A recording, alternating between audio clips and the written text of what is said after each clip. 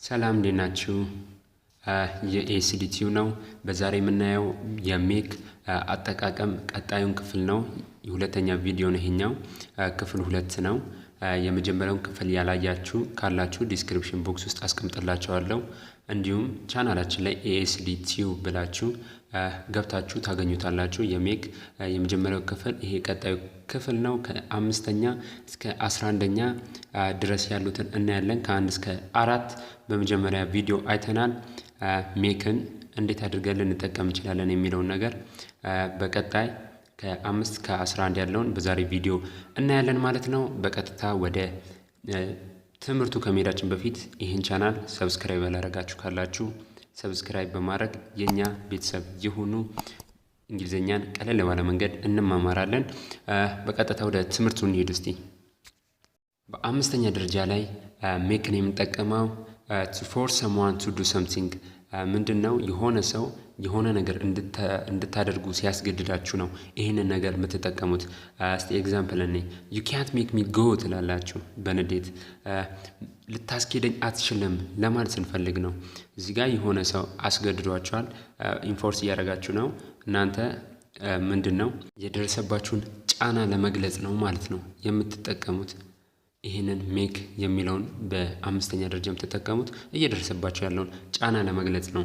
በስድስተኛ ደረጃ ላይ እንስቲ to cause someone or something to become happy, sad, difficult, etc.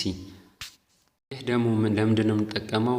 ለተለያዩ ሲቹዌሽኖች፣ ለደስታችሁ ሊሆን ይችላል፣ ለሀዘናችሁ፣ ለተለያዩ ነገሮች ምክንያት የሆናችሁን ነገር ወይም ሰዎችን ለመግለጽ ትጠቀሙበታላችሁ። ኤግዛምፕል አለ እስቲ you have made me very happy እንላለን። ደስተኛ አደረከኝ፣ ደስተኛ አድርገኛል ለማለት ስንፈልግ ነው። ደስተኛ ያደረገው ማን ነው? የሰው ነው። ስለዚህ የደስታው ምክንያት እሱ ስለሆነ ሜክን ተጠቀምን ማለት ነው። ስድስተኛው አጠቃቀም እንደዛ ነው። እዚህ ጋር ደግሞ you have ለማለት እዚህ ጋር you ብሎ ነው የመጣው። የምታነቡ ሰዎች በደንብ ማየት ትችላላችሁ። ይህ ምንድነው? ኮንትራክሽን ነው።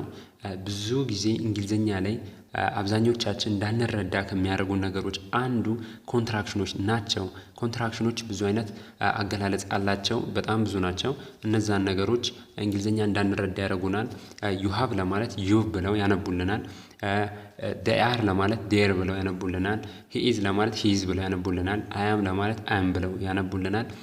ይህ ነገር ምንድነው? እኛ የምናውቃቸውና እዚች ጋር ደግሞ የሚመጡት የተለያዩ ስለሆነ እንግሊዘኛ ለመረዳት አስቸጋሪ ከሚያደርጉብን ነገሮች አንዱ ኮንትራክሽኖች ናቸው። እነዛ ኮንትራክሽኖችን በደንብ አንድ ቀን ቪዲዮ እንሰራበታለን፣ በደንብ እንማረዋለን። እነሱ ነገሮች ራሱ አንድ እንግሊዘኛ ቋንቋ ላይ እንዳንረዳቸው የሚያደርጉ ነገሮች ናቸው። እንድታውቁልኝ ነው። አንድ ቪዲዮ ሰርተንበት በደንብ እንማረዋለን። ወደ ሰባተኛው ስንሄድ ደግሞ ሰባተኛው አጠቃቀማችን የሜክ if you make an amount of money you earn it ምንድነው? የሆነ ገንዘብ ማግኘታችንን ለመግለጽ ወይም ሌላ ሰው ያገኘውን ገንዘብ ለመግለጽ ስንፈልግ ነው ገንዘብ መስራት ማግኘት እንለዋለን። ኤግዛምፕል አለ he makes 30,000 euro a year እንላለን። ምንድነው? እሱም ያገኘው 30,000 ዩሮ ነው በአመታዊ ለማለት ስንፈልግ ነው። እሱ በአመት 30,000 ዩሮ ይከፈለዋል ያገኛል ለማለት ስንፈልግ እንጠቀማለን ሜክስን። ሜክስ እዚች ጋር ባለፈው በመጀመሪያው ቪዲዮም ነግሬያችኋለሁ። ሜክ ቨርብ ነው። አብዛኞቻችን እንደምናውቀው ድርጊት ገላጭ ነው። ድርጊት ገላጭ የሆኑ ነገሮች ቨርብ ይባላሉ። እነዛን ነገሮች ስንጠቀም ደግሞ ምንድነው? ሂ ሺ እና ኢት በምንጠቀምበት ሰዓት ላይ እያንዳንዱ ቨርብ ጀርባ ኤስ መግባት አለባት። በሶስቱ አጠቃቀማችን ላይ ኤስ ግዴታ ነው። ኤስ ትገባለች ማለት ነው። እነዛ ቨርብ ውስጥ ቅጥያው ነው። ኤስ ትገባለች እንዳያምታታችሁ ነው። ሜክስ ስል ሜክስ ሌላ ትርጉም የለውም። ቨርቦች ሺ ሂ እና ኢትን በምንጠቀምበት ሰዓት ላይ ቨርብ ጀርባ ላይ ኤስ ትገባለች። ሜክን ስትጠቀሙ ኤስ ታስገባላችሁ ማለት ነው። he makes 30,000 a year አለን 30,000 ዩሮ በአመት ይሰራል ማለት ስንፈልግ ነው ይሄንን የምንጠቀመው። ሰባተኛ አጠቃቀማችን እንዳልነው ገንዘብ ማግኘት ያገኘነውን የሰራነውን ገንዘብ ለመግለጽ የሆነ ሰው ሰምባዲ ሰሟን የሰራውንም ገንዘብ ለመግለጽ እንጠቀምበታለን። በቀጥታ ወደ ስምንተኛው እንሂድ እስቲ። ስምንተኛው አጠቃቀማችን ደግሞ እኔ if two or more numbers make a particular amount that is the amount when they are added together ምንድን ነው የሚለን? ይሄ ስምንተኛው አጠቃቀማችን ከሰባተኛው ጋር በጣም የመቀራረብ ነገር አላቸው። ግን ምንድን ነው ልዩነታቸው? ሰባተኛው ላይ የአንድ ስራ ላይ የምናስገባውን ገቢ ሲሆን በስምንተኛው ላይ ደግሞ የተለያዩ ቁጥር ያላቸውን ገንዘቦች አንድ ላይ አድርገን እንዴት ገቢ እንዳስገባን ማናገር እንዴት እንደሰራን ለመናገር ስንፈልግ ነው የምንጠቀመው። ኤግዛምፕል አለ that makes $14 altogether በአጠቃላይ ወይም በሁለቱም ሊሆን ይችላል በድምሩ $40 ሰርቷል ወይም አግኝቷል ለማለት ነው። እስቲ አንድ ጊዜ እንድገመው ኤግዛምፕሉን that makes $14 altogether $40 ሰርቷል በአጠቃላይ ወይ በድምሩ $40 ሰርቷል ማለት ስንፈልግ ነው ይህንን የምንጠቀመው። ግልጽ እንደሆነላችሁ ተስፋ አድርጋለሁ። በተመሳሳይ ነገሮች ናቸው 8 እና 7 በእንደዚህ አይነት መንገድም መጠቀም ትችላላችሁ ማለት ነው። በቀጥታ እስቲ ወደ 9 እንሂድ። ሜክን በዘጠነኛ ላይ የምንጠቀመው አጠቃቀም ምንድነው? ሜክ ደ ቤድ ነው። አልጋ ላይ የምናደርጋቸውን ነገሮች ለመግለጽ እንጠቀምበታለን። አንሶላዎች፣ አልጋ ልብሶች ምናምን አድርጉ ምናምን ለማለት እንጠቀምበታለን። ኤግዛምፕል እስቲ to make the sheets and covers on a bedside ይላል። አንሶላና አልጋ ልብሶችን አድርገህ አልጋውን አሳምረው ለማለት ነው። አንሶላና አልጋ ልብስ አልጎችን ያሳምራሉ። እነዛ ነገሮች አድርጉ ለማለት እንጠቀምበታለን በዘጠነኛ ደረጃ ላይ። በአስረኛ ደረጃስ? አስረኛው ደግሞ አጠቃቀማችን ምንድነው?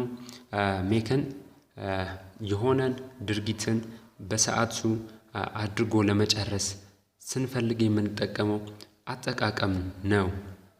እስቲ ምሳሌ እንይ። will we make it in time for the movie እንላለን። ምንድነው? ፊልሙን በሰዓቱ ሰርተን እንጨርሳለን ወይ ብለን ለመጠየቅ ስንፈልግ ነው። will we make it in time for the movie እንላለን። ፊልሙን በሰዓቱ ሰርተን እንጨርሳለን ወይ ብለን ለመጠየቅ ተጠቀምንበት ይሄንን ቋንቋ። ምንድነው? ይሄም በሰዓቱ እናደርጋለን ወይ ስራችንን በሰዓቱ እንፈጽማለን ወይ ለማለት ነው ማለት ነው የምንጠቀመው። አስረኛው ግልጽ ሆኖልናል።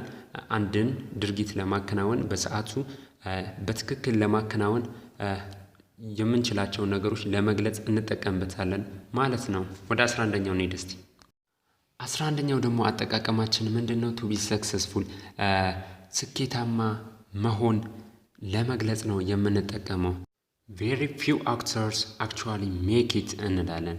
ምን ለማለት ነው? ይሄ በጣም ጥቂት ተዋናዮች ናቸው ስኬታማ የሚሆኑት የሚሳካላቸው ለማለት ስንፈልግ ነው የምንጠቀመው። very few actors actually make it የሚለውን በዚህ አይነት መንገድ እንረዳው። የዛሬ ፕሮግራማችን ይሄ ነበር። በሁለት ክፍል ከፋፍለን ያየነው የሜክ አጠቃቀም ይህ ነው። ሜክ እንግሊዝኛ ላይ ወሳኝ ከሚባሉ ኪወርድ ከሚባሉ ቃላቶች ውስጥ ይካተታል።